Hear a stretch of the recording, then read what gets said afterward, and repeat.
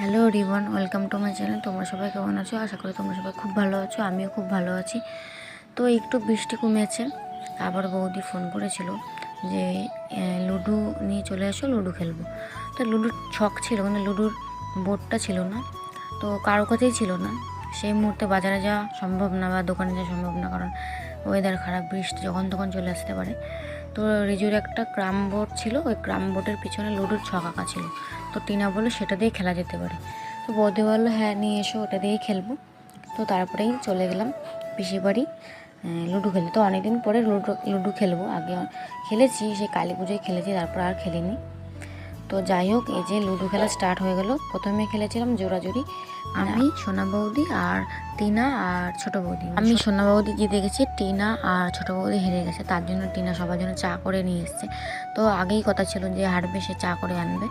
তো সেই টিনা তো আবার চা করে সবার জন্য আনলো, সেইগুলো ভিডিও করিনি, কারণ এতটা মজা করছিলাম যে ভিডিও করতে ভুলে গেছি। তো এইগুলো কিন্তু সব রিভিউ করেছে, আমি বলিও নি যে আমার ভিডিওটা করে দিই। তো ওই করে দিল ভালোই। তারপর আমি ওদেরকে একটু দেখালাম, ওরাও ছিল। তো তারপরে বাড়ি এসে মাসির বাড়ি গিয়ে চা খেলাম, তারপরে ছোলা মিক্সচার খেলাম। তারপর বাড়ি এসে দেখি আবার সে বৃষ্টি নামলো। তারপরে ভিডিও আর করিনি। ভিডিওটা এইটুকুই। ভালো লাগলে লাইক, কমেন্ট, শেয়ার, সাবস্ক্রাইব করে দেবো। বাই।